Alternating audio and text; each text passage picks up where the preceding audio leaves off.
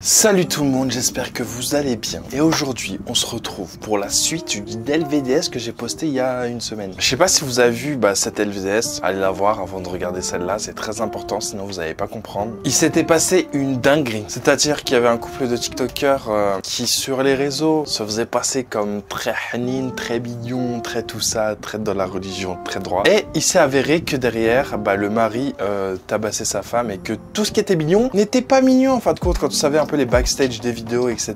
Tu vois que le mec, il était un peu beaucoup violent, etc., etc. Et la femme en question a décidé de justement réagir sur les réseaux et d'exposer la vérité.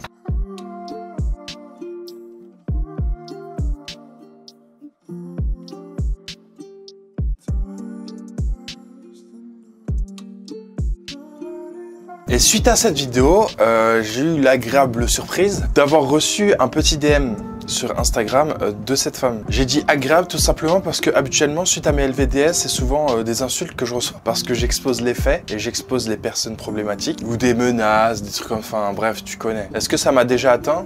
Non. Et là, le fait d'avoir reçu un message positif en mode elle a regardé la vidéo, elle l'a plutôt apprécié et que justement elle me remerciait d'avoir posté cette vidéo et surtout la manière dont je l'ai postée, etc. Et elle a décidé justement de me raconter la vérité parce qu'il y avait plein de choses que je savais pas étant donné que j'avais pris que ce que je trouvais sur les réseaux sociaux. Et on sait très bien, surtout grâce à cette histoire, que les réseaux sociaux pouvaient nous cacher des choses beaucoup plus sombres. Et c'est ce qui est avéré vrai, c'est-à-dire qu'elle m'a raconté des choses mais vraiment très très sombres qui n'étaient pas encore exposées sur les réseaux sociaux. Du coup, elle m'a donné l'autorisation de vous lire les messages et de vous raconter ce qu'elle a subi parce que via les live TikTok que je vous ai mis, etc., c'était sur le moment. Du coup, forcément, elle a oublié des trucs ou des fois, elle parlait d'un sujet puis d'un autre, puis après, elle revenait sur le sujet. Donc, on comprenait pas forcément. Du coup, là, elle m'a vraiment tout raconté de ce qu'elle avait vécu. Et je vais vous lire tous les messages que j'ai reçus du début jusqu'à là. Tout d'abord, elle vient me parler avec ce message. Salam alaikum Safir. J'ai vu ta vidéo YouTube. Je voulais savoir si je pouvais parler avec toi pour éclaircir certaines choses. J'ai suivi les 1h09 de ta vidéo et je tiens tout d'abord à te remercier car c'est vrai que peu en personnes parlent de cette histoire à bon escient mais simplement pour pouvoir avoir des vues, donc joue de mon malheur et vraiment j'aurais aimé discuter avec toi de ça pour, comme je t'ai dit, éclairer certains points que je n'ai pas pu dire car il faut savoir que je suis pas une influenceuse et je ne sais pas comment m'exprimer en public dans un live. Du coup j'ai répondu à son message. Alaykoum salam, oui la vidéo est assez longue, je voulais pas couper les paroles car avec du montage ça pourrait porter à confusion, donc j'ai laissé la totalité de tes paroles. Oui je t'écoute parce que nous on voyait l'histoire à travers les réseaux sociaux. Je pense qu'il y a plein de choses qui manquent et que tu as pas forcément envie de divulguer. J'essaie de faire la vidéo la plus respectueuse possible, surtout sur des sujets graves comme ça. Non franchement c'est du super bon travail, surtout qu'habituellement je regarde pas des vidéos aussi longues, mais dis-moi lorsque tu es disposé à parler si possible car je ne veux pas non plus te déranger. Pas de problème, je comprends. Je voulais aussi commencer par le fait que dans ta vidéo tu as dit que nous étions dans une mauvaise relation dès le départ, haram, et c'est vrai que je n'ai pas précisé, il y avait trop d'éléments, mais lui et moi nous sommes connus, nous étions pas du tout dans la religion, j'étais reconverti mais pas pratiquante et lui non plus, il n'était pas pratiquant du tout. Il a vraiment commencé à vouloir se repentir quand il m'avait dans ses grappins, mais après c'est le seul truc positif que j'ai eu avec lui, c'est du coup le repentir. Après lui ce n'était pas vraiment un repentir sincère, Allahu A'lam, mais moi j'avais l'impression que c'était vraiment pour son image auprès de tout le monde et aussi pour me trouver des excuses pour ne pas que j'aille voir ailleurs, même si c'était physiquement impossible étant donné que j'étais enfermé et sans téléphone, sans rien. Nous n'avions ni télé ni rien, c'était vraiment un petit studio et lorsqu'il partait, il m'enfermait, j'étais vraiment livré à moi-même. Je me forçais à dormir, sinon je faisais le ménage, la cuisine ou je faisais des soins du visage. En étant bloqué avec lui dans sa maison, j'ai contracté le syndrome de Stockholm. Donc je ressentais de la compassion envers lui, de la peine et un attachement obsessionnel qui m'empêchait de trouver ses coups pas normaux. La manière dont il me frappait, c'était généralement dans le but de tuer. Il me disait clairement, il voulait que je meure et c'est vrai qu'il utilisait des techniques aussi farfelues que glauques. Il me lançait des objets verts derrière la tête, il cognait ma tête contre le lavabo, contre le sol, contre les murs, contre des arrêts de meubles et me brûlait avec des cigarettes sur tout le corps. Venez, on fait une petite pause déjà là puisque je pense que là déjà vous avez appris beaucoup de choses et encore ça c'est rien. Comme vous avez pu le voir, ça permet de rectifier certaines choses que j'ai dit ou que j'ai potentiellement fait penser aux gens comme quoi ils étaient pas mariés. De toute façon dans la vidéo vous avez très bien vu, je l'ai dit. Je dis qu'on sait pas si c'était marié dans la vraie vie, si c'était pas marié, si c'était dans la religion, si c'était pas encore dans la religion. Et là du coup elle a clairement clarifié les faits dans le sens où quand ils se Soconi, ils n'étaient pas du tout dans la religion. Certes, ils étaient musulmans, mais ils pratiquaient pas, etc. Et lorsqu'ils ont commencé à se fréquenter, etc., c'est là où ils ont eu un repentir. De mon point de vue, j'ai l'impression qu'il y a eu un repentir sincère que de la part de la femme et pas du mari. Et que son seul but, c'était juste de l'avoir et justement de la bloquer en utilisant la religion, vu que c'était une reconvertie. Du coup, elle n'avait pas forcément beaucoup de chance au niveau de la religion. Elle ne pouvait pas savoir ses droits, ses devoirs, etc. Et pareil, les droits de l'homme, ses devoirs et ses interdits surtout. Par exemple, le fait de frapper sa femme. Et là, surtout dans le but de tuer. Je suis désolé, mais dans le Coran, c'est jamais marqué que tu dois prendre la tête de ta femme et l'éclater contre le sol, contre le mur, contre le lavabo, contre les arrêts de meubles. Trouvez-moi un verset, vous allez jamais trouver, moi je vous le dis. Et surtout que à cause du fait qu'il l'enfermait, et bah elle a contracté le syndrome de Stockholm. C'est en gros genre une maladie, enfin une maladie, un syndrome, qui fait que quand tu es enfermé avec une personne, bah forcément tu commences à avoir des sentiments pour cette personne parce que c'est la seule personne que tu vois. Ta seule interaction sociale, on sait très bien que l'humain a besoin d'interaction sociale, sinon il devient fou. Et que peu importe ce que la personne elle te fait, niveau violence, niveau peu importe, bah tu auras toujours une empathie envers elle, tu voudras toujours commencer à discuter avec elle, avoir des sentiments pour elle parce que c'est la seule personne et que t'as pas le choix. Oui, c'est vrai, j'avais dit ça dans la vidéo, mais ensuite je m'étais repris en disant que peut-être il y a eu un halal qu'ils ont pas diffusé sur les réseaux ou qu'elle a oublié de préciser dans son live. Après, il m'achetait avec des objets, de la nourriture le plus souvent. Oui, pas de souci, j'ai entendu ça, mais je tenais quand même à te le dire, car moi-même en live, j'ai raconté tout vite en pensant au plus choquant et m'en mêler les pinceaux. Mais on s'est rencontrés, on ne pensait pas à ce qui pouvait être halal ou haram. On était vraiment comme la plupart des non-croyants, j'ai envie de dire. Et il a vraiment utilisé ma naïveté de reconverti. Wow, carrément, c'est donc plus grave que ce que je pensais. Tu n'étais plus en contact avec les membres de ta famille, vous habitiez loin d'eux. Il faut savoir que lorsqu'elle a raconté les lives, etc., forcément, elle n'a pas pu tout vous raconter parce qu'avec les coups qu'elle a reçus, surtout sur la tête, plus tard, lorsqu'elle était plus avec lui et qu'elle a pu voir des médecins et tout, ils ont vu qu'elle avait un traumatisme crânien, donc forcément, elle commençait à avoir des trous de mémoire et que c'est comme si son esprit voulait oublier qui lui a fait subir en fait. Surtout, c'était pendant 8 mois, 9 mois, t'imagines. Et puis inconsciemment, ton esprit oublie un peu les choses choquantes qui t'arrivaient pour justement te préserver. Et il y a des choses qu'elle commence à se rappeler que maintenant et qu'avant, elle s'en rappelait plus. J'habitais à 1h30 des routes de transport et je n'avais plus de téléphone pour les joindre, donc j'étais clairement en mise en disparition recherchée auprès de la police car il n'avait pas le nom de famille d'Adam ni ma localisation. Avec le téléphone, ça aurait pu aider et il ne pouvait rien faire du tout. Tes parents sont au courant de cette histoire? Ils t'ont vu avec tes bleus? Et là, elle m'a envoyé la vidéo comme quoi tous ses téléphones étaient morts parce qu'il lui cassait tous les téléphones dès qu'il était énervé.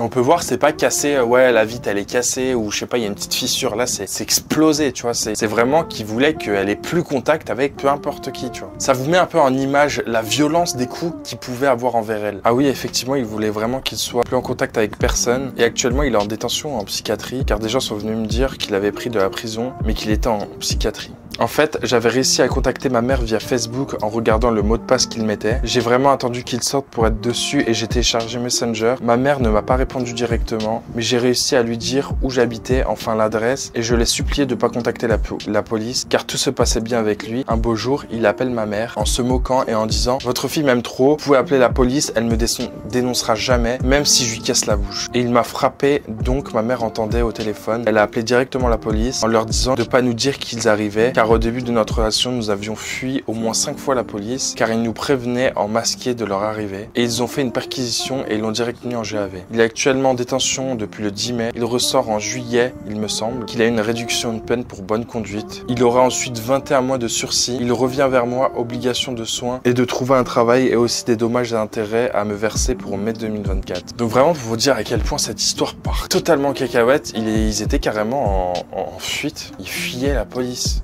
C'est une dinguerie. Ils ont fui plus de 5 fois. Je sais pas si vous vous rendez compte. Et puis je comprends pas comment ça la police, ils te préviennent quand ils viennent faire une perquise. Genre ils se sont dit on prévient et c'est sûr il va rester. Bien sûr que oui, il va prendre ses affaires, il va se barrer. J'ai l'impression des fois la police elle réfléchit pas. Mais après on s'étonne pourquoi il y a tant de violence envers les femmes et que ça continue et qu'il y a même des personnes qui en meurent. Les frérots ils préviennent, ils disent allô oui vous êtes bien le mari qui tape la femme. Oh c'est juste pour vous dire que dans une trentaine de minutes voire 1 heure on sera là pour vous perquise. À tout à l'heure. Ça n'a aucun sens. Et là on peut voir une vidéo TikTok où on voit justement Adam en prison avec des mecs. Pauvre, quand t'as dans KRD dans ta Tu fais les choses à ta guise. Ça c'est pas déjà normal.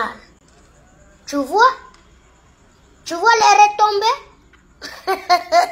Ah, c'est compliqué. Hein, la vie, hein?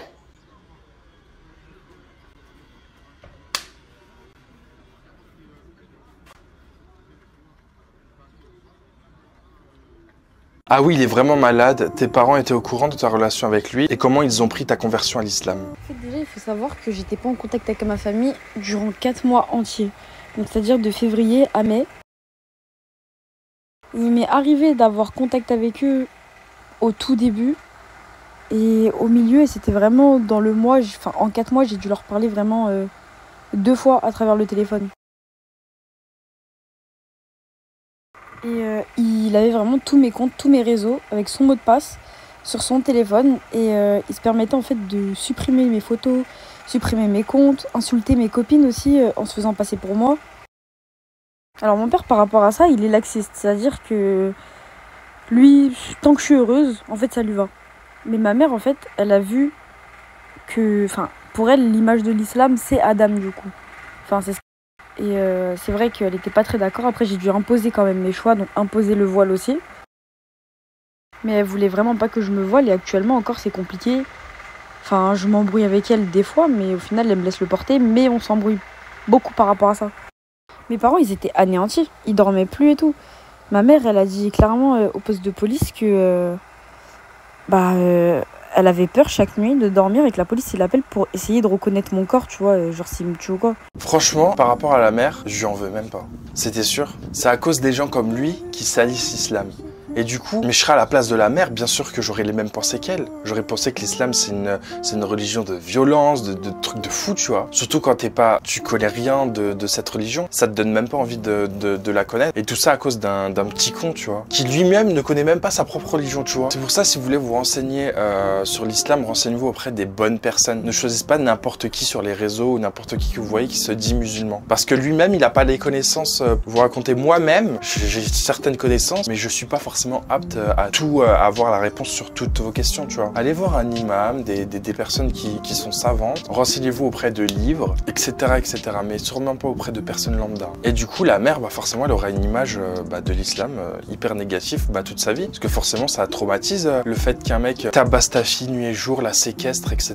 Ça donne littéralement raison aux médias. Qu'est-ce que tu veux répondre après ça? Tu vois, des trucs comme ça, qu'est-ce que tu veux répondre? Là, faut vraiment qu'elle tombe sur quelqu'un de bien, sur quelqu'un d'attentionné, sur quelqu'un de musulman réellement, qui sait respecter sa femme, qui craint Dieu, qui craint de décevoir Dieu et qui agit de façon comme un homme, quoi, un vrai, avec des vraies valeurs, tu vois. Et je pense que là, à partir de ce moment-là, elle va se dire, ok, d'accord, en fait, elle est juste tombée sur un petit con qui ne représente absolument pas la communauté musulmane. Je pense que ça va prendre du temps, mais ça devrait le faire. Et ce qu'il faisait souvent aussi, c'est que pour prouver qu'il m'enfermait pas, il prenait des vidéos quand on était en embrouille et il montrait qu'il ouvrait la porte, que la porte était ouverte et il disait ouais, c'est elle qui veut pas se casser de chez moi, elle veut que rester avec moi maintenant.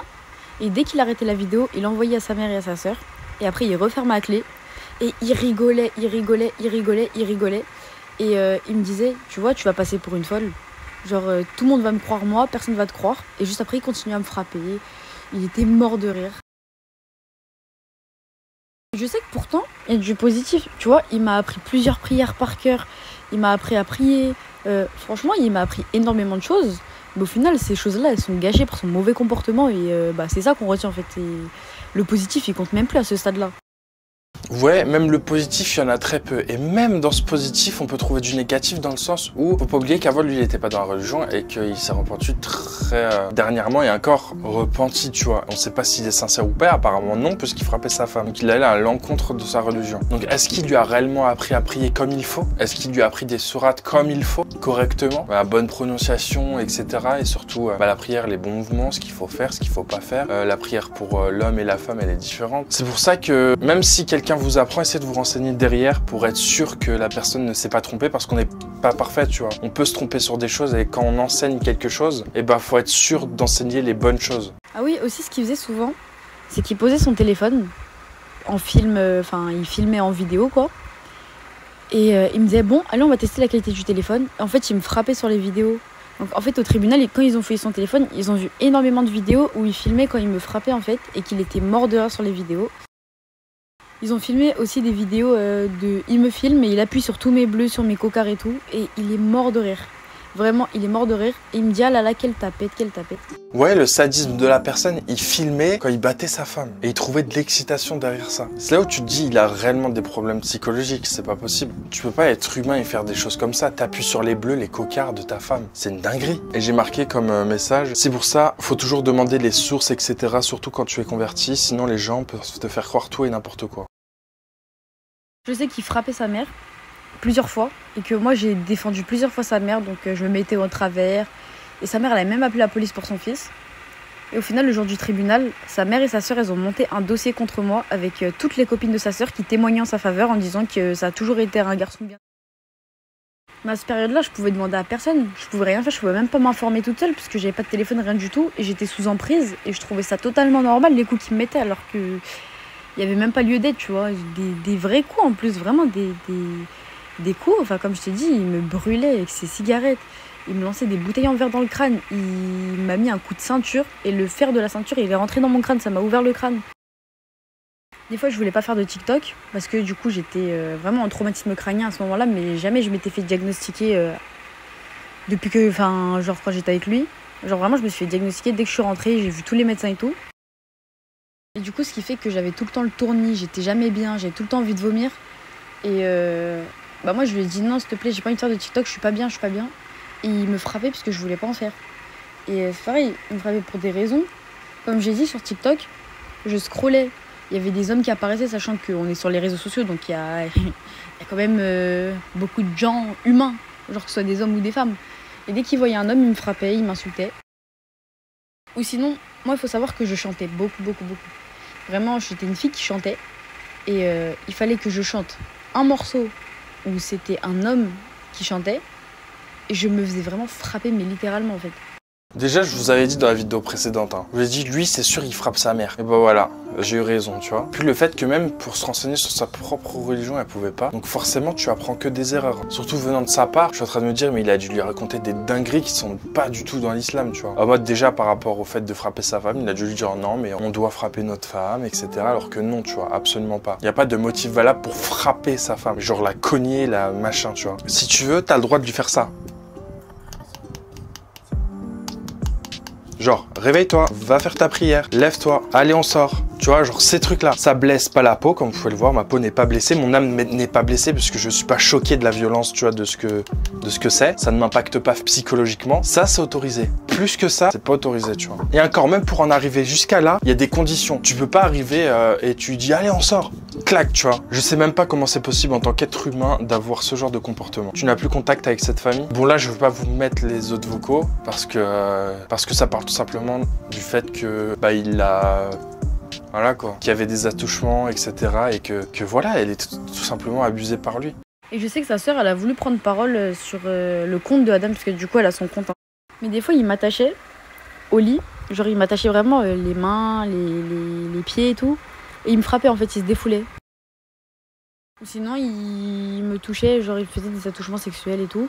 Et moi, je voulais pas. Des fois, je pleurais et tout. Je voulais pas. Je voulais vraiment pas. Non, j'ai plus contact avec cette famille-là, mais en fait, quand je faisais des lives, du coup, il rentrait dans mes lives. Et par exemple, il y avait le copain de sa sœur, du coup, qui rentrait dans mon live en me disant, ouais, en plus, t'as essayé de le contacter via la prison. Et moi, j'ai dit, non, mais attends, j'ai pas nié ce fait-là. Genre, oui, je suis sous emprise. Bien sûr que quand il est parti en prison, j'ai essayé de le contacter. Et je l'ai contacté, mais sans plus. Enfin, et alors, en plus, je comprends pas. Et c'est vrai que tout le monde, ils étaient contre lui et tout. Ils ont commencé tous à se mettre sur lui en disant, ouais, toi, t'as pas ton mot à dire, bouge du live, non. Et il y a la copine de sa sœur, du coup, qui est assez connue sur les réseaux sociaux aussi. Elle a répondu dans le live, la vérité sera rétablie. Et moi, je lui ai dit, non, mais attends, la vérité, elle est déjà rétablie. Et après, je lui ai dit, en plus, je l'ai jamais vu la meuf, et elle témoigne en sa faveur en disant que, ouais, il a toujours été bien élevé. Et après, elle m'a dit, oui, mais c'est la juge, elle voulait ma relation avec lui. Je lui ai dit, arrête de mentir, la juge, elle a jamais parlé de ça, parce que l'histoire, c'est ma relation avec lui, pas la tienne. Et je lui ai dit, et entre sa sœur, toi, toute sa famille, il n'y en a aucun d'entre vous qui a vécu ce que j'ai vécu. Et je lui ai dit, en 8 mois ou 9 mois de relation que j'ai eu avec lui, jamais je t'ai vu. Genre, je t'ai jamais vu, donc tu vois, en mode, ça sert à rien de prendre la parole. Et c'est vrai que ça m'a énervée, enfin, j'étais vraiment énervée. Parce que pour moi, en fait, au lieu d'avoir ce soutien-là, tu vois, même si c'est les liens du sang, moi je sais que mon frère, il aurait frappé sa femme à l'heure actuelle. Mais franchement, sans d'autres termes, je l'aurais massacré. Moi, ça me choque même pas, hein. Que sa famille témoigne en sa faveur, etc. Et que, vas-y, ils vont essayer de protéger leur fils contre une inconnue, puisqu'en vrai, ils la connaissent pas. Ils sont même pas objectifs, etc. Alors que on voit que son fils, c'est un connard, tu vois. Moi, mon fils, il fait ça, mais je le massacre. Je dis, mais c'est ça les valeurs que je t'ai inculquées. Donc à partir du moment où ils font rien, ils le défendent, tu vois un peu la mentalité de la famille. Tel père, tel fils, telle mère, enfin bref, t'as capté. Ah oui, du coup, je l'ai pas précisé aussi, mais vers la fin de notre relation, en fait, environ une semaine et demie, en fait, il m'a acheté un chaton. Donc le chaton, au final, on s'est fait arnaquer, il était pas sevré, c'était un bébé, quoi. Et du coup, moi, je m'en occupais tout, le chaton, il dépend de moi et tout, un peu comme si j'étais sa mère et tout, non. Sauf que c'était vraiment un chaton qui pleurait excessivement, et enfin, c'est normal, tu vois. Donc c'est-à-dire qu'on dormait pas la nuit, enfin, on se relayait et tout. Mais des fois, il pétait un peu les plombs contre le chat. Et moi, je m'embrouillais avec lui. Et un beau jour et tout, donc le jour où la police, du coup, elle est venue faire une perquise et tout chez lui, en fait, il m'a balancé le chat. Il me l'a balancé clairement dessus, genre fort. Comme si c'était une balle. Et j'ai commencé à pleurer, j'ai commencé à dire ouais, touche pas au chaton, fais pas ça. Après, il m'a dit reprends ton... Je suis désolée du terme, il m'a dit reprends ton fils de pute et casse-toi, genre. Et j'ai dit ok, je me casse et tout. Donc je pars avec le chat, il m'attrape dans les escaliers. C'était la première fois que j'ai réussi à toucher les escaliers en l'espace de 8 mois. Il m'attrape par les cheveux, puisque à ce moment-là, j'avais une capuche, j'avais pas le voile. Puisque, comment te dire, je suis partie sous la pression. Et il m'a attrapé par le voile. Et il a commencé à me frapper dans les escaliers. Mais me frapper. Le chaton, je sais qu'il était par terre. Et il marchait. Et moi, j'ai commencé à pleurer. Je disais non, touche pas au chaton, touche pas. Et moi, je sais que quand il l'a acheté déjà, j'étais pas bien. Je me suis dit, il va le rendre malheureux. Et du coup, le chat, aujourd'hui, il est chez mon frère et tout. Mais là, actuellement, il peut plus le garder. Du coup, je pense que je vais le donner à une famille qui a des enfants, tu vois, qui...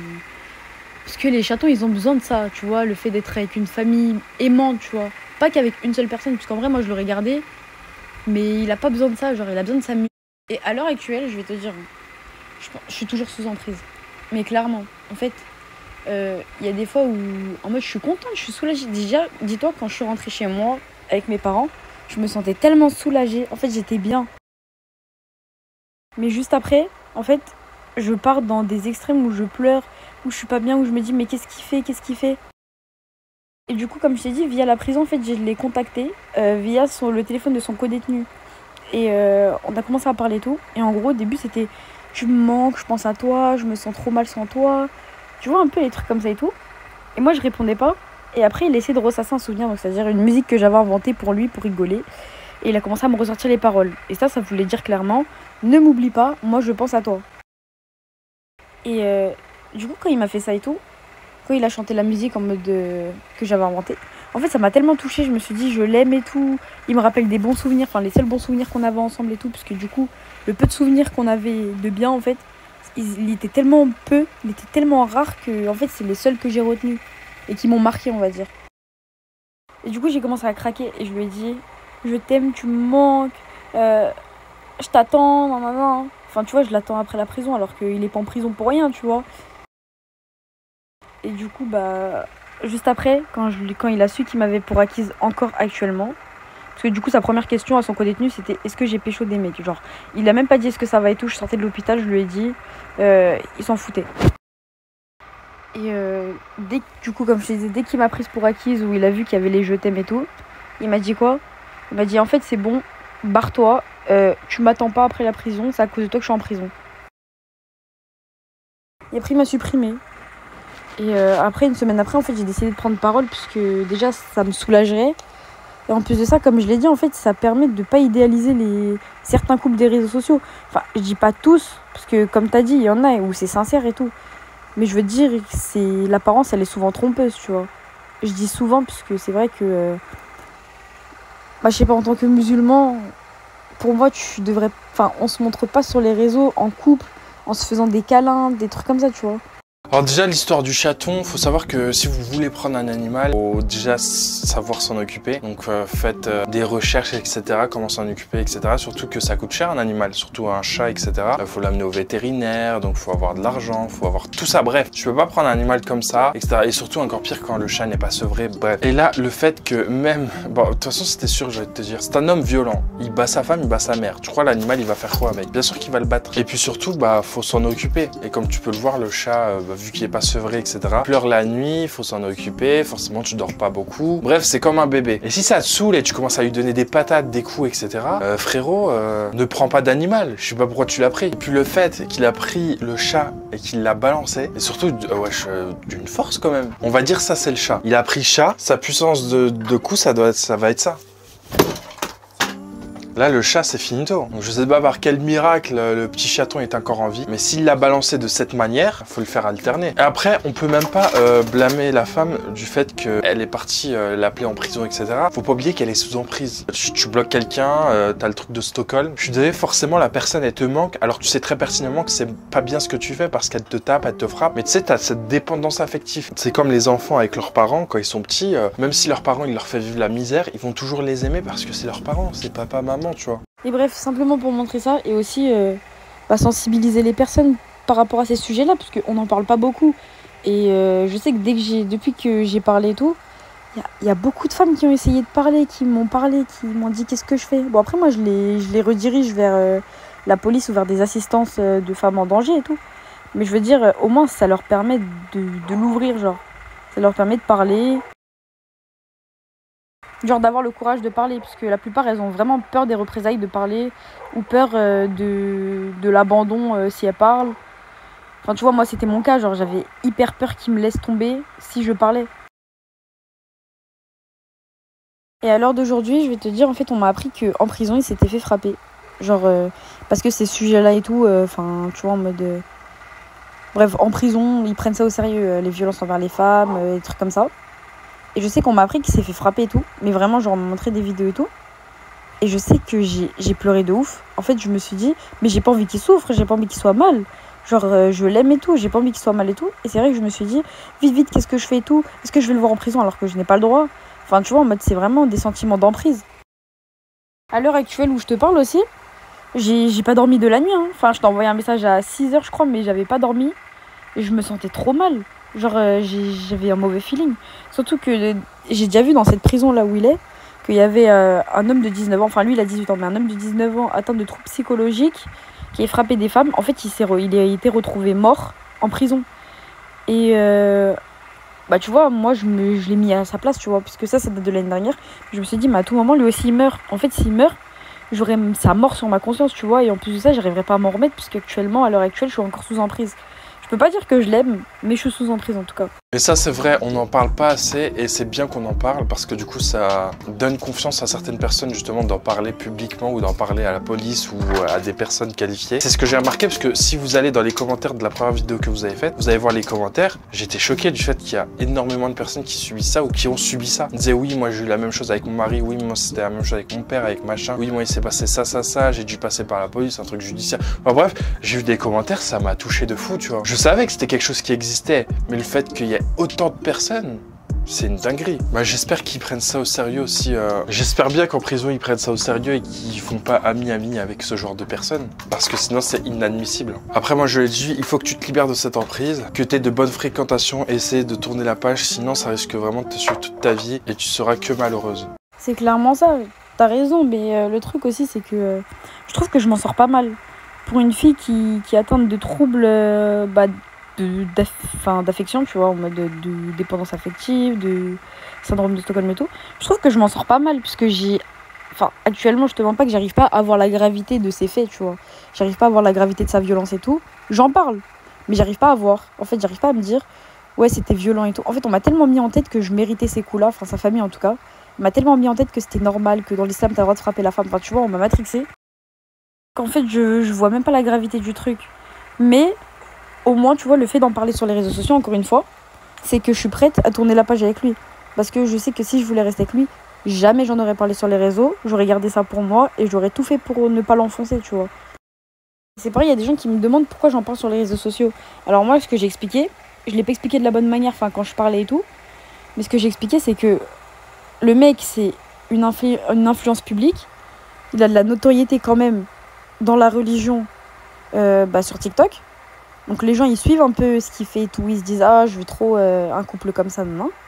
En fait, moi, je voulais juste réveiller les personnes par rapport à ces couples-là et surtout les avertir que malgré les apparences aussi, il peut faire des dégâts, quoi, tu vois. Bah, à l'heure actuelle, c'est vrai que je suis super triste, hein. Je vais pas te mentir. Je le vis mal et tout. Mais je le vis mal, on va dire, allez, en 24 heures Enfin, en une journée, quoi, on va dire. Pendant 2-3 heures, je vais pas être bien et après, ça y est, genre. Mais après, je vois des psychiatres et tout pour savoir pourquoi je suis restée avec ce genre de personnes-là. Parce que malgré le syndrome, il y avait un truc. Pourquoi j'ai pas voulu dénoncer. Et aussi, ils me montrent en gros la gravité du truc.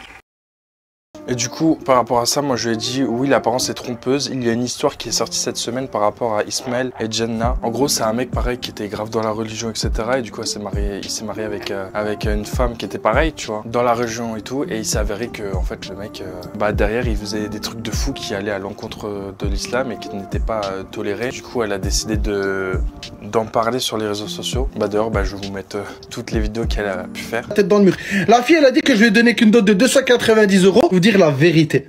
Je suis en tort, peut-être. Toi dans cette hasse, tu te mets toi dans cette hasse, manipuler la communauté musulmane. Assalamu alaikum wa rahmatullahi wa barakatuh. J'ai longtemps réfléchi à est-ce que je dois faire cette vidéo. Après plusieurs moments de réflexion, je me suis dit il faut que je puisse rétablir la vérité. Tout ce qui s'est passé avec ce frère en question. J'étais mariée avec ce frère en question. Les choses se sont mal passées, donc je demande le divorce. Avant de rétablir la vérité et de laver mon honneur, je tiens déjà à informer que wallah, que ce n'est que la stricte vérité. Avant de faire cette vidéo, je me suis renseignée. C'est mon droit, religieusement parlant, de laver son honneur en public si celui-ci a été sali en public. Je vais vous dire la vérité. Je suis en tort, peut-être. La vérité, c'est parce que j'ai pratiqué la polygamie en étant avec elle. Voilà la réalité des choses. Cette vérité, elle est complètement fausse. Si tu es en tort, entre guillemets, non, ce n'est pas entre guillemets tu as tort, c'est tu as totalement tort. Et non, je ne me suis pas séparée de ce frère, parce qu'il a voulu pratiquer la polygamie.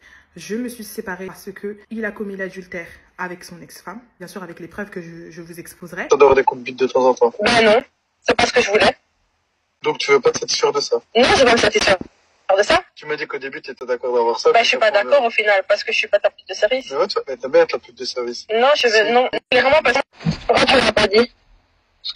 Parce que quoi? Je lui ai pas dit. Et aussi parce que avait tendance à envoyer des messages à des prostituées, à aller voir des prostituées. Et aussi parce qu'il y a eu plusieurs choses autour. Comme il a dit dans sa vidéo que la vérité, c'est que, bien sûr, il a commis des torts, apparemment, entre guillemets, qui minimisent. Je suis en tort, peut-être. Et que la raison, c'est parce que je n'accepte pas la polygamie. Ça n'a rien à voir avec la polygamie, parce que aller voir des prostituées, ce n'est pas de la polygamie. Ou coucher avec son ex-femme, ce n'est pas de la polygamie. Alors, on passe au point suivant. J'ai fait la polygamie et Jenna elle a fait en sorte que je quitte la mère de mes enfants. Alors, ça, ce point, il faut savoir que je ne l'ai jamais forcé à quitter la mère de ses enfants. Okay. Parce que je l'ai pardonné l'infidélité à 5 reprises et à chaque fois, il recommençait toujours avec la même femme. Je voyais qu'il retournait toujours vers la même femme. Donc, moi, je lui ai suggéré à plusieurs reprises de retourner avec elle et de rester avec elle parce que je n'ai clairement pas le temps de jouer au chat et à la souris avec un homme qui a encore peut-être des sentiments pour son ex-femme. Donc je lui ai dit de rester avec elle, de retourner avec elle. Monsieur me dit qu'il n'en a rien à faire d'elle, que c'est moi qui... À plusieurs reprises, je lui ai dit va avec elle ou retourne avec elle, donne-moi mon divorce et va avec elle, comme vous pouvez l'entendre dans l'audio qui va suivre.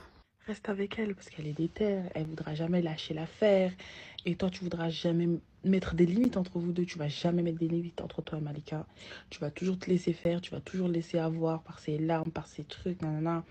Et elle voudra toujours revenir pour essayer de te récupérer, pour etc. Et moi, je n'ai pas Kouyaté, j'ai pas le temps de jouer à ces jeux-là, je vous laisse ensemble et je vais faire ma vie à moi, genre. Les limites, je les mettrai, il n'y a pas de souci. Je mettrai les limites, il n'y a aucun problème. Wallah, tout ce que tu veux, je le ferai. Mais je m'en fous totalement de Malika. C'est toi, Jenna, que je veux. Je m'en fous, je mets les limites, il n'y a aucun problème, ça ne me dérange pas. Je t'ai dit, il n'y a que toi dans mon cœur. Là, Wallah, Ladim, il n'y a que toi dans mon cœur. Dans mes yeux, dans ma tête, il n'y a que toi. Donc, vous voyez que je ne l'ai pas forcé à quitter son ex-femme, mais que je lui ai même plutôt poussé à retourner avec la mère de ses enfants. Parce que si tu trompes ta femme actuelle avec la même femme à plusieurs reprises, c'est que il y a quelque chose avec cette femme-là. Lui-même, il le dit dans un audio, il ne sait pas pourquoi il est avec elle. Il pense qu'il y a quelque chose qui la rattache à elle, donc il n'arrive pas à la laisser. Donc cet audio, je l'ai, vous pouvez l'écouter. Moi, je te dis clairement, il y a quelque chose qui me rattache à toi et j'arrive pas à te laisser. Il y a quelque chose clairement qui me rattache à toi, j'arrive pas à te laisser. Ensuite, je ne l'ai pas forcé ni manipulé à quitter son ex-homme. Au contraire, je l'ai poussé vers elle, comme vous avez dû l'entendre dans l'audio. Et lui-même le dit, il y a quelque chose qui la rattache à elle et il ne sait pas pourquoi il n'arrive pas à la laisser. Passons aux autres accusations, Inch'Allah wa ta'ala. La fille, elle a dit que je lui ai donné qu'une dot de 290 €, que soi-disant c'est moi qui lui ai dit cadeau. Non, la fille, elle m'a dit paye-moi mon site de Tijara comme dot. J'ai dit ok, khalas. Après, elle m'a fait culpabiliser. Je lui ai dit, tu sais quoi, Inch'Allah, c'est un cadeau. Et voilà. Alors, par rapport à cette histoire de dot, il faut savoir que moi, dans un premier temps, j'avais demandé à ce frère, la dot que je voulais, c'était une Umara. Okay, il faut savoir que j'avais demandé une Umara dans un premier point. Mais il a refusé. Okay, il a refusé. Et bien sûr, dans son live, il a dit que quand j'ai demandé la Umara, je lui ai pris la tête avec ça, je lui ai crié dessus, j'étais insupportable. Parce que je lui ai demandé une Umara, etc., etc. Mais maintenant, je veux rétablir la vérité parce que quand je lui ai demandé la dot de Umara, ce n'est pas moi qui ai crié dessus, je lui ai pas pris la tête, etc., etc. Au contraire, c'est lui qui m'a crié dessus. Je vous laisse avec les audios qui vont suivre et vous pouvez entendre de vous-même. Plus tard, quand j'aurai les moyens, bismillah, il n'y a pas de souci. Mais en tant que dot, c'est hors de question. Et je te l'ai dit en plus pourtant. Je t'en avais déjà parlé. Je t'ai dit, tu veux une Umra? Je t'ai demandé une Umra en dot. Je parle. Je t'ai demandé une Umra en dot. Arrête de crier. Je t'ai dit arrête de crier. Parle normalement, parle comme un. Moi, je crie si je veux. Parle doucement, s'il te plaît. Je suis pas ta chienne, tu parles calmement. Non, mais ta manière Tu parles calmement. de Effectivement. Je t'ai dit juste une Umra, une dot Umra. Tu pètes les plombs pour une dot de Umra. Non. Ça va pas? Je pète les plombs parce que. Écoute-moi bien. Apprends à te taire, après mais c'est bouche et écouter. Et que il avait vu qu'il était sur le point de me perdre parce que je devais retourner chez moi et que je voulais mon divorce et me séparer de lui. Ça, c'était la première fois. Monsieur faisait le skin, il voulait me prouver qu'il allait changer et être le meilleur mari pour moi. Dire qu'il était devenu extrêmement gentil du jour au lendemain, comme ça. Un jour comme ça, pour me faire plaisir, hein, il m'a dit, vas-y, tiens, ma carte, paye ton site. Je lui demandais jamais d'argent et bref, il m'a donné sa carte. J'étais même étonnée qu'il me passe la carte pour pouvoir payer mon site. Moi, je l'ai regardé, je lui ai dit, tu sais quoi, vas-y, si tu veux, ça fait partie c'est une partie de ma dot, si tu veux. C'est une partie de ma dot. Il m'a dit, non, c'est pas une partie de ta dot et tout, je te l'offre, t'inquiète pas, je te donnerai ta dot au moment venu. Donc lui et moi, on s'est mis d'accord que l'argent qu'il m'a donné, ce n'était pas ma dot. C'était juste un cadeau pour pouvoir payer mon site. Il m'a jamais réellement donné ma dot. Voilà. Sa femme, elle a dû lui rendre la dot pour avoir son divorce. Donc moi, je veux qu'elle fasse les choses selon le Coran et la Sunna. Elle dit qu'elle est dans la religion, elle dit qu'elle craint Allah. Mais si tu crains Allah, tu craches. Je suis désolé. Tu veux ton divorce, il n'y a pas de souci. Donne alors le droit du mari. Donc si la fille, elle veut son divorce, elle doit me donner mon droit. Elle a demandé le rôle. Bien sûr, à plusieurs reprises, je lui ai demandé mon talaq, mon roule. Le roule, c'est le fait que la femme, elle puisse demander le divorce. Et en compensation, elle doit rendre la dot à l'homme ou l'homme, il lui demande une compensation pour ce divorce-là. Moi, je lui ai demandé le roule. Il m'a demandé de lui rendre son argent. Okay, il m'a demandé de lui rendre son argent, comme vous pouvez le voir dans les vidéos que je vais mettre après. Quand elle me l'a rendu que j'ai voulu la divorcer, elle m'a dit quoi? J'ai mes menstrues. Ça, c'est un mensonge, encore une fois, étant donné que je lui ai envoyé l'argent pour qu'il me donne mon talaq et qu'il a refusé de me donner mon talaq à plusieurs reprises. Comme vous pouvez le voir, parce qu'il a dit qu'il a voulu me divorcer et que moi, j'ai trouvé l'excuse comme quoi j'avais mes règles. Alors, quand je lui ai donné son argent, il dit, si elle me donne mon argent, et ben moi, je lui donne le divorce. Et ben sachez que quand je lui ai donné son argent, okay, et qu'il était censé me prononcer le divorce, il a refusé. Il m'a dit, je te rends ton argent, je veux pas. Je refuse de te donner ton divorce parce que je peux refuser alors qu'on s'était mis d'accord que si je lui rendais son argent, il devait me donner mon divorce. Donc, il a joué avec mon talaq pendant des mois et des mois, pendant plusieurs mois. Il a refusé de me donner mon divorce. J'ai mes menstrues. La fille, à chaque fois, elle a ses menstrues. Elle prie pas? Elle prie pas, la fille? Déjà, il faut savoir, les sœurs, qu'un homme ne peut pas répudier sa femme si elle est en état d'impureté. Okay, donc, il faut attendre qu'elle soit pas en état d'impureté pour pouvoir te prononcer son divorce et que le divorce soit accepté. Il a fait traîner l'histoire du talaq jusqu'au bout, à tel point qu'il m'a dit que si je voulais mon divorce, je devais d'abord avoir des rapports sexuels avec lui. Donc, avec preuve à l'appui, bien évidemment, et les screens de notre conversation où il me dit, si tu veux ton divorce, tu dois d'abord me donner mon droit. Le droit qui est que si je voulais mon divorce, je devais avoir des rapports avec lui. On en est arrivé jusqu'à là. J'aurai pas le temps, je vais faire une deuxième partie, donc on se retrouve à la deuxième partie. Maintenant, dans la deuxième partie, je vais plutôt faire une prévention auprès de mes sœurs, encore une fois, pour qu'elles puissent faire attention aux réseaux sociaux, aux hommes sur les réseaux sociaux, qui ont cet aspect extra-religieux qui n'est pas du tout en privé. Et les sœurs, s'il vous plaît, ne soyez pas découragées du mariage. Malgré que j'ai vécu cette histoire, alhamdoulilah, je n'ai pas du tout été découragée du mariage. Parce que le mariage, c'est quelque chose de beau. Le mariage, c'est magnifique. Le fait d'être avec quelqu'un qui t'aime, qui prend soin de toi, qui te comprend, qui t'aide religieusement parlant et qui est une source d'apaisement pour toi quand tu es dans le mal, je vous assure que ce genre d'homme et ce genre de femme existe réellement. Le problème, ce n'est pas le mariage. Le problème, c'est la personne avec qui tu es. Et je sais qu'il y a des femmes qui sont peut-être dans ma situation, des femmes qui sont sorties de ma situation, ou des femmes qui n'ont jamais connu cette situation, et qu'Allah vous en préserve d'ailleurs, mais ne soyez pas dégoûtés du mariage à cause du comportement de certains hommes. Moi, j'ai tout. Moi, alhamdoulilah, j'ai encore tout dans mon téléphone. J'ai les screens, j'ai les audios. Subhanallah, j'ai tellement de choses. Alors, ce qui est marrant, c'est que j'ai remarqué dans sa vidéo, enfin dans ses lives plutôt, enfin surtout les bouts de live comme on voit, hein, à chaque fois il dit j'ai les preuves, j'ai les messages, j'ai les audios, j'ai tout sur toi. Sachez que cet homme n'a absolument rien sur moi. J'ai été une femme, j'étais pas parfaite, aucune femme n'est parfaite, tu vois, mais j'étais une femme irréprochable. Ça fait 3 jours que tu pleures. Ça fait 3 jours que tu pleures, continue, Ismaël. T'es pas fatigué, t'as encore des larmes. Arrête de pleurer. Je vais pas te mentir, Ismaël. Je t'ai dit, je vais pas te mentir. Je ressens rien, je suis vide, je suis anéantie. Je ressens plus rien en fait. Mon corps là, mon cœur il est vide, mon corps il est vide. J'étais aux petits soins pour monsieur et j'étais aux petits soins pour ses enfants. Parce que oui, monsieur dit que j'étais une femme mauvaise. Dites-vous, alors je vais vous mettre une image dans la tête pour que vous puissiez comprendre. J'ai 23 ans, ok, alhamdoulilah.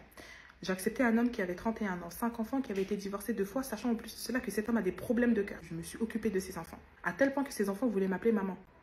Pour vous montrer en fait le degré de méchanceté de la femme que j'ai été pour lui et pour ses enfants. J'ai rien d'exceptionnel. Il y a plein de femmes. Ton sourire, ta manière. Il y a plein de femmes qui ont des beaux sourires.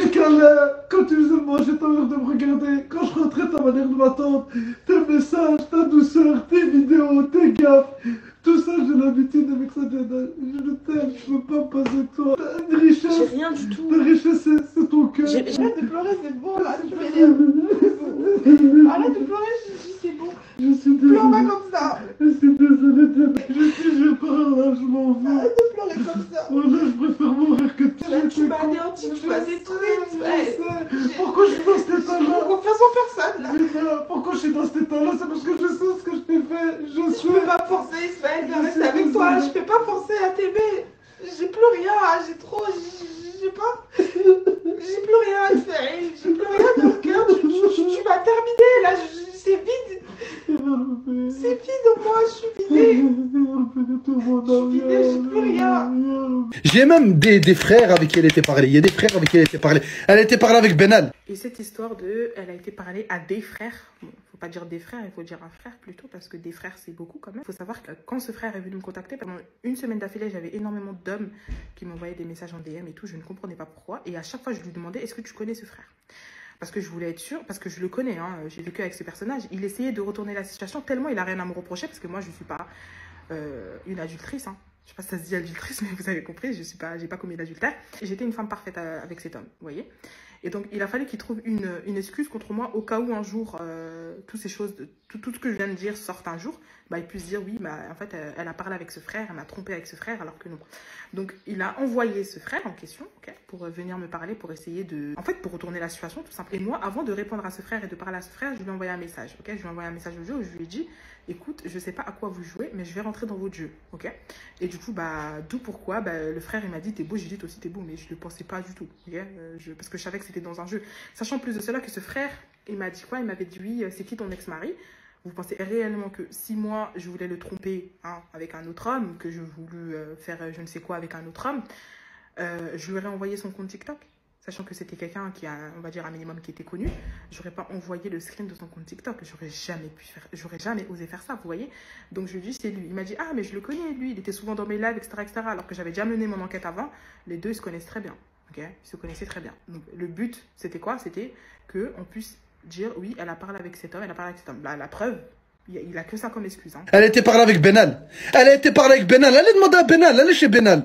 Demandez à Benal. B-N-A-L, le frère Saphir. Allez lui demander. Elle a été parlée avec lui. Elle a été mater ses photos. Elle a été liker ses photos. Elle a même été dire quoi? Qu'il était beau et j'en passe alors que la fille, elle était mariée. Mais sœurs, je vous dis de faire attention encore une fois parce que moi, j'ai été plutôt attirée par l'aspect religieux, ok. Il faut faire attention. Parce que c'est pas parce qu'un homme a un aspect religieux extérieur qu'il l'est vraiment intérieurement. Maintenant, on passe à la suite, Inch'Allah.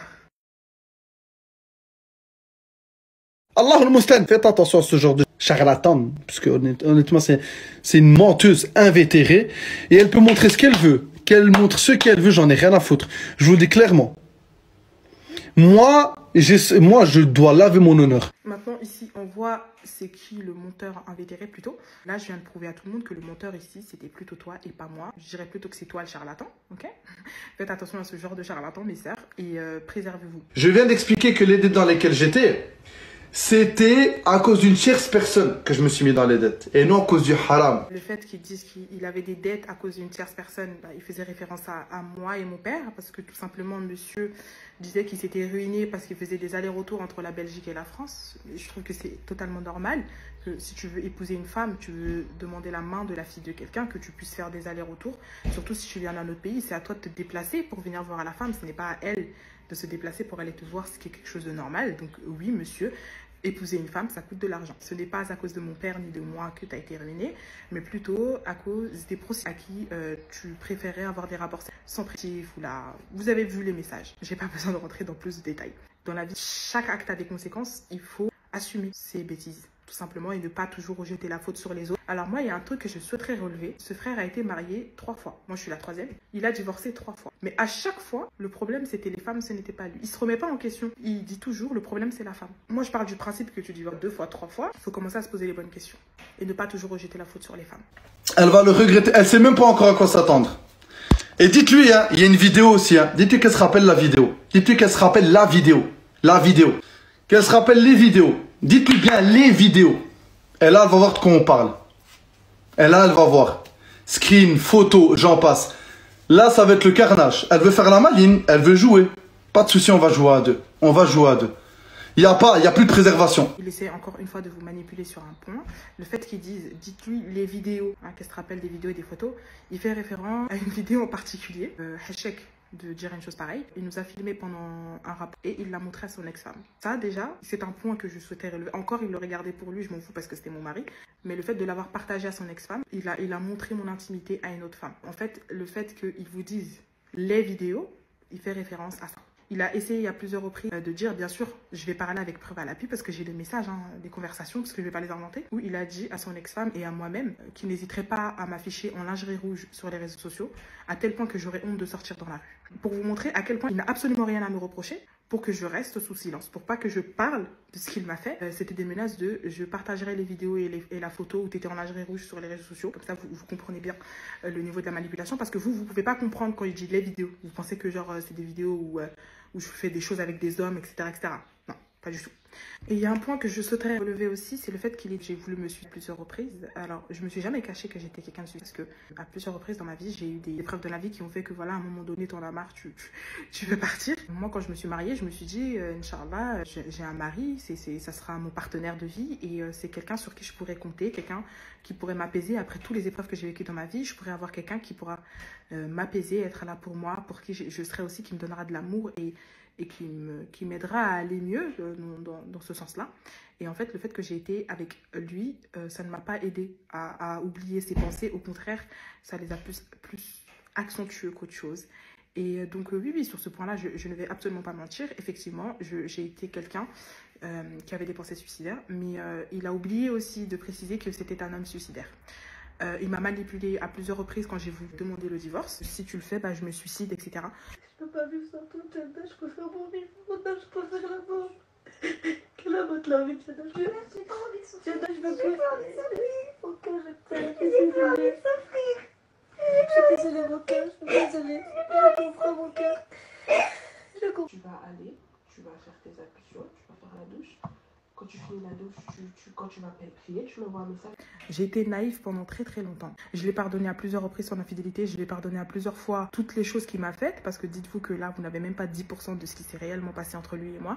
Moi, ce que je vous conseille, mes sœurs, c'est de faire attention. Parce que les hommes, aujourd'hui, il y en a beaucoup qui sont passés pour ce qu'ils ne sont pas. Parce que sur les réseaux sociaux, ils se donnent une image, mais dans la vraie vie, ce n'est pas du tout le cas. Et attention, ce n'est pas tous les hommes qui sont comme ça non plus. On sait qu'il y a des bons et des mauvais partout. Mais mes sœurs et mes frères, bien évidemment, si vous voulez vous marier, encore une fois, si vous n'avez jamais été marié, mariez-vous à un homme qui n'a jamais été marié. Surtout, apprenez à connaître la femme ou l'homme avec qui vous voulez partager le reste de votre vie. Prenez votre temps, ne vous précipitez pas parce que vous pourrez le regretter.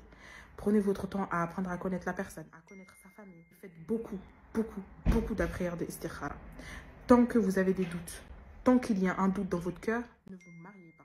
Attendez d'abord que ce doute dans votre cœur se dissipe et ensuite vous pourrez vous marier. Okay? Et si vous avez des doutes, mes sœurs, ne foncez pas tête baissée. Faites la prière de consultation autant de fois que nécessaire, mais ne foncez pas tant que vous avez des doutes dans votre cœur. Voilà mes sœurs, je pense que j'ai dû faire le tour de tout ce qui a été dit sur moi, même si je n'ai pas exposé le 50% de tout ce qui s'est réellement passé dans cette histoire. Je me devais encore une fois de laver mon honneur en public, étant donné qu'il a été salé en public. Et encore une fois, c'est mon droit de le faire. Et je me devais de le faire, enfin déjà rétablir cette vérité-là et de faire une prévention pour vous. Et aussi, du coup, de m'apaiser, parce que si je ne prenais pas la parole, cette personne n'allait pas arrêter de faire des allusions à ma personne. Donc voilà mes sœurs, je vous souhaite beaucoup de bonheur et j'espère qu'Allah Azzawajal vous accordera un homme pieux et vertueux, qu'Allah Azzawajal nous accorde un homme pieux et vertueux, un homme qui ne va pas utiliser la religion pour essayer de nous rabaisser, sachant que la religion nous a élevés. Un homme qui craint Allah Azzawajal, parce que si un homme ne craint pas Allah, il ne craindra absolument pas de vous faire du mal. Alors qu'Allah Azzawajal nous accorde un homme qui le craint.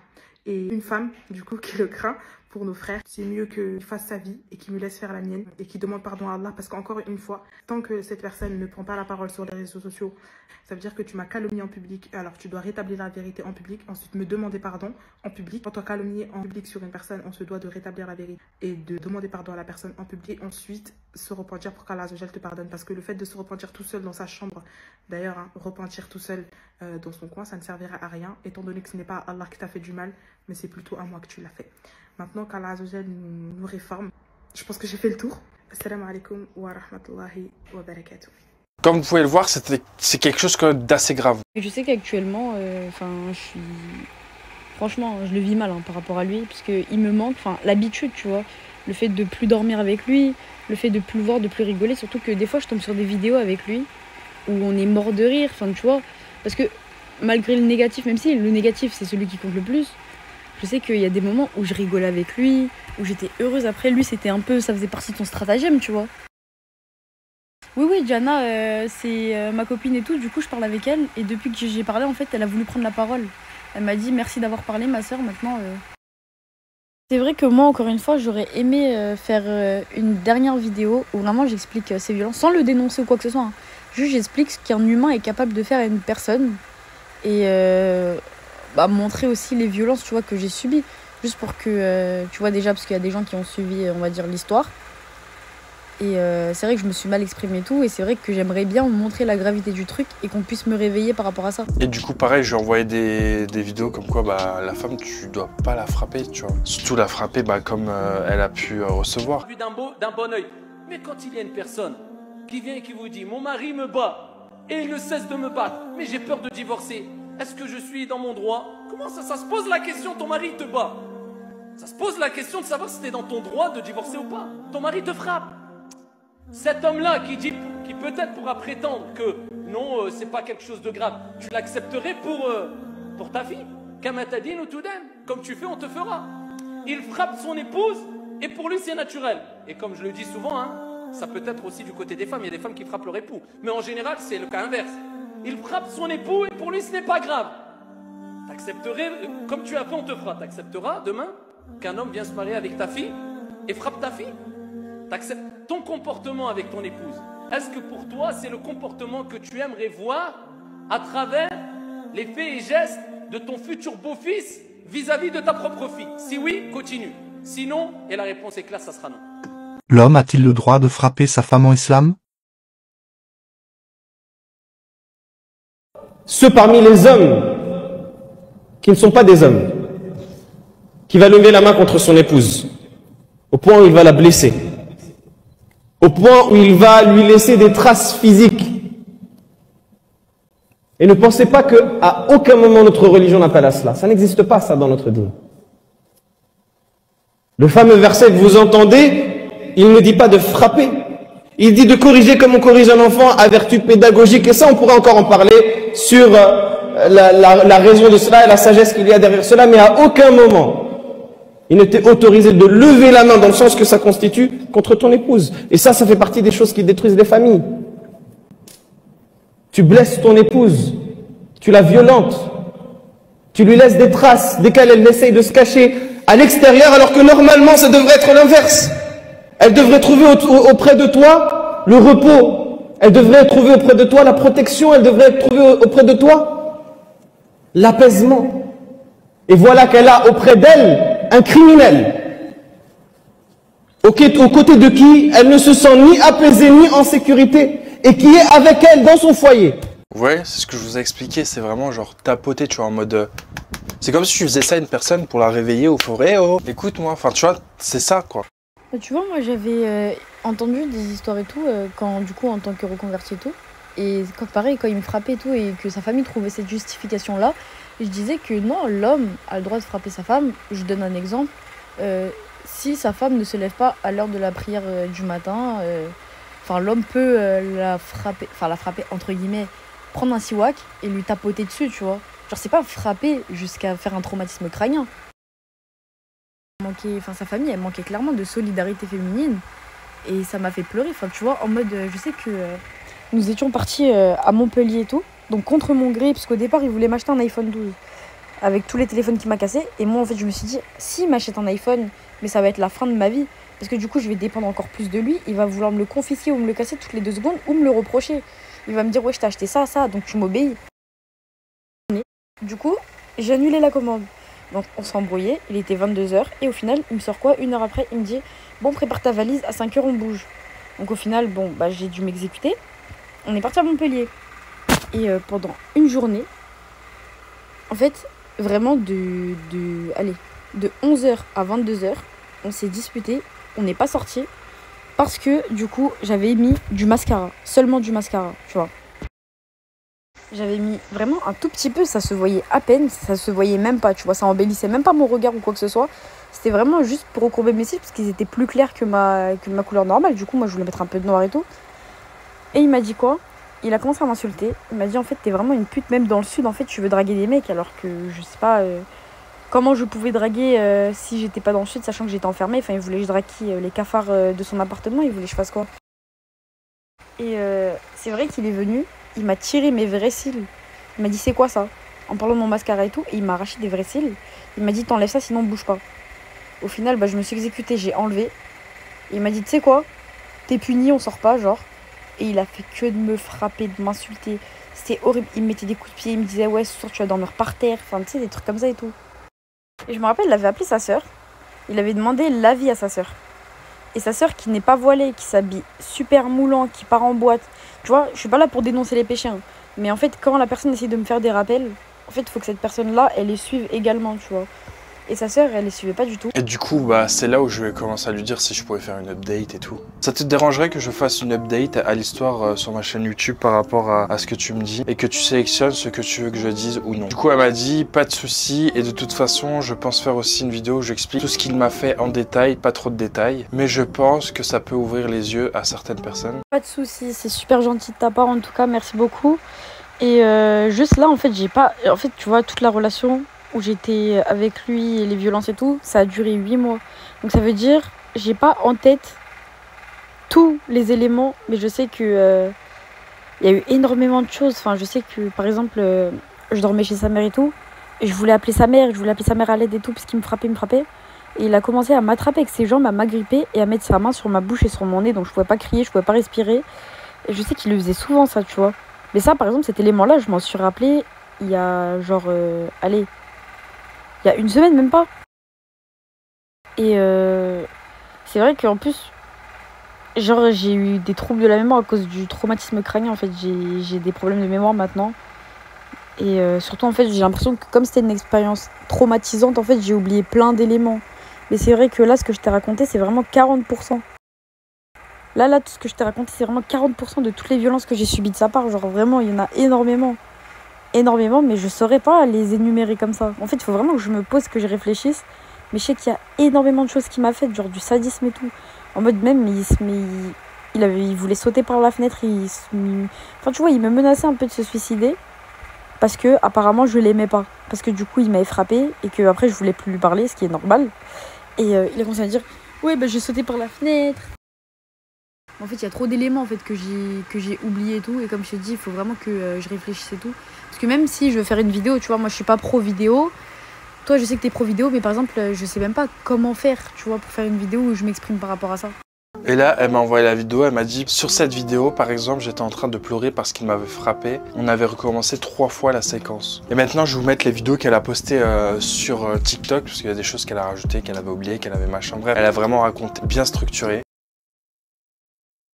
Salam alaikum. Alors je ne pensais pas devoir reprendre parole sur ce sujet-là, mais étant donné les proportions que ça a pris et surtout les fausses informations qui se propagent, je me vois dans la contrainte d'en reparler afin d'établir la vérité. Je précise que ce sera la dernière fois que je reprends parole sur ce sujet-là et je tiens également à dire que je ne suis pas là pour l'incitation à la haine ou aux violences envers cette personne-là. Allah est très miséricordieux et pardonne, donc c'est également à moi-même de pardonner ce frère de ce qu'il m'a fait subir. En reparler servira donc, premièrement, à passer à autre chose, et deuxièmement, d'éviter toute propagation de rumeurs et de fausses histoires. J'ai pu voir énormément de vidéos circuler disant que par exemple j'avais un enfant avec la contrainte de sa mère. Or je n'ai absolument pas mentionné ce genre d'informations qui de plus sont fausses et infondées. Bref, tout ça pour dire que jouer du malheur des autres pour pouvoir avoir des vues, c'est vraiment petit et désolant. Je vais donc expliciter sans m'étendre sur certains moments qui sont encore traumatiques pour moi, de comment mon calvaire a commencé, de façon à ce que personne ne puisse déformer mes dires. Alors en gros, tout a commencé en octobre 2022 lorsque ma rencontre avec a débuté. Nous n'étions absolument pas dans la religion et on ne s'est donc pas rencontrés de la bonne manière. On s'est très vite attachés et on est directement devenus inséparables. Je travaillais déjà et lui, il était sans emploi. Donc avec mon travail, en fait, ça faisait que je le voyais pas 7 jours sur 7 et au bout d'un moment, ça l'a vraiment frustré. Du coup, pour le voir, moi, ce que je faisais, c'était que j'allais au médecin, je faisais des arrêts maladie et à chaque fin d'arrêt, j'en faisais d'autres et d'autres et d'autres. Et au bout d'un moment, en fait, j'ai dû revenir travailler. Et ça lui plaisait pas, donc il a commencé à s'immiscer dans mon travail et à devenir intrusif à ce niveau-là. En gros, il venait sur mon lieu de travail et dès que je parlais au client, il s'énervait en disant par exemple « Pourquoi tu parles avec lui ? Parle pas avec des hommes, c'est quoi ça ? Et toi, parle pas avec elle non plus ?» Et ce que j'ai fait, c'est que pendant mon heure de pause, je lui ai parlé en lui faisant comprendre que je peux pas être à sa disposition pendant mes heures de travail et que je suis obligée de parler avec la clientèle, que c'est un peu le but du monde du travail, quoi.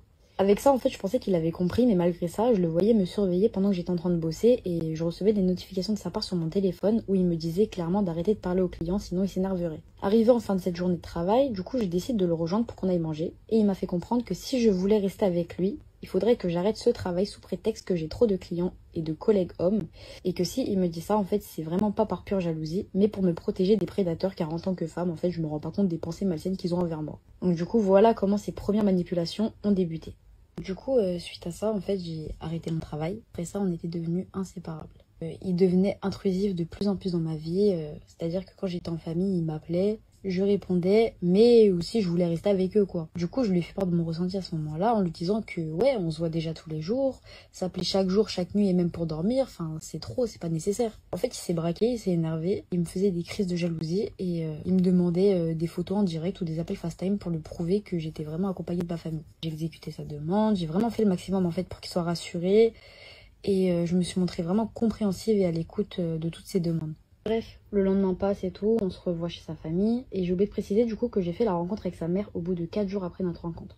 Et c'est à partir de cette partie-là en fait que ces violences ont commencé. Bref, il avait pour habitude de fouiller de fond en comble en fait mon téléphone et de trouver la moindre faille pour pouvoir se défouler verbalement contre moi. En gros, il fouillait mes anciennes conversations passées de quand je le connaissais pas encore.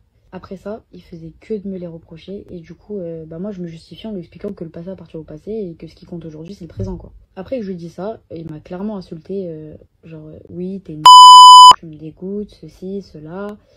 Et quand il m'a dit ces mots-là, c'est vrai que je me suis grave énervée en lui demandant de mieux parler et il s'est vexé, il a boudé pendant au moins 30 minutes et moi je suis revenue vers lui. Quand je suis allée vers lui, en fait, il m'a envoyé un coup de poing sur la cuisse. Je me rappelle mon expression à ce moment-là, j'étais super choquée, je me suis vraiment énervée et là, il m'a mis la première gifle. J'ai commencé à pleurer, j'arrivais vraiment pas à lui en vouloir, en fait, j'étais déjà sous son emprise. Faut savoir que lorsqu'on est dépendant en fait affectif, la plus grande peur c'est vraiment l'abandon et j'avais juste peur qu'il me laisse tomber pour une raison aussi bête. Directement après m'avoir giflé, il s'en est voulu et enfin c'est ce qui m'a laissé paraître, quoi. Il pleurait à chaudes larmes et j'en suis venue en fait à le consoler et donc accepter sa violence et c'était vraiment la pire erreur que j'ai pu faire. Après cette histoire, pendant 2 semaines, il s'était plus rien passé. Un jour, j'étais chez mes parents et comme d'habitude, en fait, il m'appelle et je lui réponds en lui disant « Ouais, appelle-moi plus tard parce que je profite avec ma famille, rien de plus normal, quoi. » Là, il commence à me hurler dessus, à m'insulter de tous les noms, mais pour aucune raison apparente. Là, je comprenais plus rien, je sais que j'avais super mal au cœur et du coup, je décide de raccrocher. Ensuite, il me spamme d'appels et moi, ce que je fais, en fait, c'est que je le bloque. 10 minutes plus tard, je reçois plusieurs appels masqués et ça pendant toute la journée. Bref, dans la soirée, en fait, je décide de répondre, enfin de lui envoyer un message et de lui demander en fait pourquoi tu m'as insulté, qu'est-ce qui t'a pris, quoi. En fait, il s'est excusé et il me propose qu'on aille manger et moi bien évidemment j'acceptais quoi. Bref, le temps il se passe rien d'alarmant dans notre relation. En fait, on vit bien, on s'amuse. Il décide de se présenter à mon père. Le feeling, il passe super bien, il était très aimable, il avait l'air très amoureux. Après cette rencontre, on a eu une discussion assez sérieuse en fait qui concernait donc la religion. C'est donc ici que notre histoire a commencé à être à la fois sérieuse et à la fois désastreuse. Nous parlions de repentir, de mariage, d'avenir, d'enfants, en gros plein de choses de ce genre quoi. Et religieusement parlant, finalement, il m'a fait des promesses qu'il n'a pas tenues et il a surtout profité de mon peu de connaissances sur l'islam en tant que reconverti. En clair, du début à la fin, j'ai été sa marionnette, que ce soit religieusement ou encore dans sa vie privée. Et bref, il faisait un peu tout ce qu'il voulait de moi quoi. Mais franchement, je pensais pas qu'il recommencerait à être violent avec moi. Bref, là ça commence à faire un peu long et c'est vrai que c'est déjà dur, je trouve, quand même à raconter. Donc je pense que je ferai une autre partie où j'expliquerai la suite de surtout quand on a commencé à habiter ensemble. C'est vrai que c'est à partir de ce moment-là où là ça a été un vrai cauchemar pour moi. Salam alaikum. Alors je tiens de nouveau à préciser qu'il n'y a vraiment aucune incitation à la haine ni aux violences envers lui. Je raconte simplement de façon appropriée et sans trop détailler mon histoire de sorte à ce qu'on ne modifie pas mes dires. Et j'essaye également au mieux de retracer chronologiquement cette histoire. Entre temps, ma famille l'a invité à un repas afin qu'il puisse se présenter aux autres membres qu'il n'avait pas encore vus, c'est-à-dire mes frères, ma sœur, ainsi que la femme de mon frère. À ce moment-là, tout se passait bien avec tout le monde, on rigolait, on jouait, on s'amusait, et d'un coup, en fait, il a profité du fait que je parle avec mes parents un moment pour pouvoir supprimer les réseaux sociaux de mon téléphone. Il faut savoir qu'il m'avait déjà imposé le fait de ne plus communiquer avec certaines copines à moi qui n'étaient pas dans la religion. C'est comme ça qu'il m'a coupé du peu de contact qui me restait, et là, pour le coup, j'avais plus personne. Donc, dû à ça, en fait, j'ai essayé d'expliquer à ma belle-sœur les violences psychologiques et physiques qu'il me faisait subir au quotidien, mais dès que je me suis isolée avec elle, j'ai même pas pu en placer une. J'ai même pas pu parler. Il est directement venu me voir et il a commencé à pleurer en me disant de rentrer avec lui parce que il y avait un problème urgent avec sa famille. Bien évidemment, c'était une excuse pour partir, pour ne pas que je raconte tout ça à ma belle-sœur. Moi, naïve que j'étais, je l'ai suivi chez sa famille où à ce moment-là, il m'avait imposé de séjourner lorsqu'elle était en déplacement. Du coup, lorsque nous sommes rentrés, suite à ce repas, il a directement voulu m'isoler également de ma famille. Il a refusé que je leur parle à condition qu'ils soient présents à chaque appel et que je ne parle pas de mon quotidien, sinon il raccrocherait directement. Donc j'ai le droit qu'à 2 appels par jour, bien évidemment avec son téléphone, en appel masqué. Il avait déjà cassé le mien pour éviter que j'appelle en son absence de l'aide. Il faut savoir que j'avais déjà communiqué avec la police quand j'étais chez lui et pour éviter que je leur donne trop d'informations, en fait, c'est là où il a cassé mon téléphone. Je me rappelle, après cette histoire, qu'il avait appelé sa sœur en détresse pour qu'elle puisse le défendre au cas où ou que par la même occasion, elle puisse me dissuader de continuer d'appeler de l'aide. Sa sœur, elle est venue, elle est arrivée et elle m'a demandé de dormir chez elle. En fait, derrière, il faisait des signes pour que je refuse. Moi, prise de panique, du coup, je savais pas quoi faire. Et c'est vrai que sur le coup, j'avais peur avec ce qui s'était passé avant. Et du coup, j'ai refusé de la suivre. À l'heure actuelle, avec du recul, j'aurais dû courir, j'aurais dû fuir le plus vite possible quand elle a ouvert la porte. Et c'est vrai que à ce moment-là, j'étais terrorisée, j'ai refusé, j'ai dit non. Donc après ça, encore une fois, pendant un moment, il s'est plus rien passé, il y avait plus de violence, mais j'étais toujours isolée de tout le monde, quoi. Un jour comme un autre, je décide d'essayer de mettre le voile. Je me rappelle de sa réaction, il était super content, il me complimentait vraiment beaucoup, et c'est vrai qu'à moi-même, quand je me regardais dans le miroir, ça m'avait touchée. Donc je l'ai mis dehors pour sortir avec lui, et après ces jours-là, il m'a imposé de le porter. Moi, à ce moment-là, j'y voyais aucun inconvénient, donc j'ai commencé à le porter. Donc, après un temps et beaucoup de recherches, on avait réussi à trouver un logement assez rapidement. On a décidé directement d'habiter ensemble, comme ça, et du coup, je suis venue emménager chez lui, et c'est vraiment là où ça a été un cauchemar. Et je vais me répéter encore une fois, religieusement parlant, il m'a fait des promesses qu'il n'a pas tenues, et il a surtout profité de mon peu de connaissances sur l'islam en tant que reconverti pour pouvoir m'utiliser et me faire croire des choses qui étaient finalement opposées à l'islam. Donc passons, j'emménage avec lui, il faut savoir qu'il y avait une seule paire de clés. Il m'autorise, moi, à aller chez mes parents après un temps sans communiquer avec eux, uniquement pour aller chercher des courses, des vêtements, toute une valise avec des affaires. J'ai croisé que mon petit frère. J'arrive ensuite avec ma valise et à ce moment-là, nous étions tout contents d'emménager ensemble, on range nos affaires, on regarde un film, tout se passe bien. Les premiers jours, il se passe rien d'alarmant. Un jour, il se lève pour partir chez sa mère qui était à 2 pâtés de maison pour aller chercher de la nourriture. Et en fait, là, il m'enferme à clé. Moi, je trouvais ça bizarre, mais sans plus. Je me suis juste dit qu'il a pas dû faire exprès. J'ai pas calculé.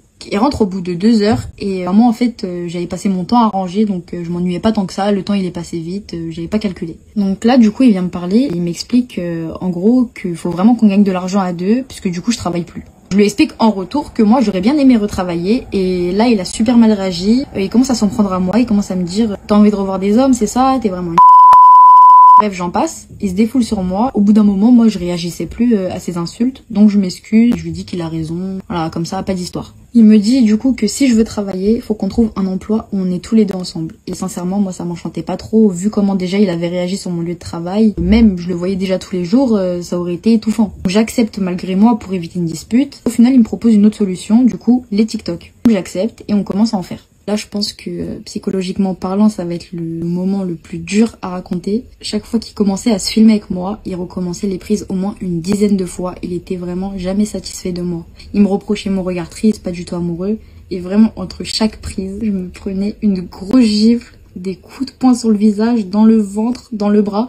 Et c'était comme il voulait. Pour lui, en fait, c'était clairement un jeu. Il montrait clairement de l'excitation face à mes pleurs. Je vous laisse avec cet extrait où on l'entend amuser de la situation. Et toi, les coups que tu mets, c'est quoi?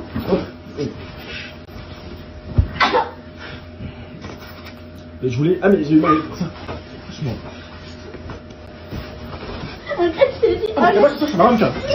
Moi, Au bout d'un moment, moi, j'étais lassée de me faire violenter ou de me faire insulter tous les jours. Donc, étant donné que la patience a ses limites, moi, je répondais à ces attaques par des cris et insultes. C'était vraiment mon seul moyen de défense face à ces atrocités. Au final, faut savoir que ça empirait simplement la situation plus qu'autre chose. Il ne supportait pas, comme il le disait de ses mots, que je lui désobéisse. Une dispute qui démarrait à 20h se finissait généralement à 5 ou 6h du matin avec moi qui finissait soit par m'excuser ou soit dans certains cas puisque sa maison était remplie de sang. Plusieurs fois, il a pensé qu'il allait ou qu'il m'avait...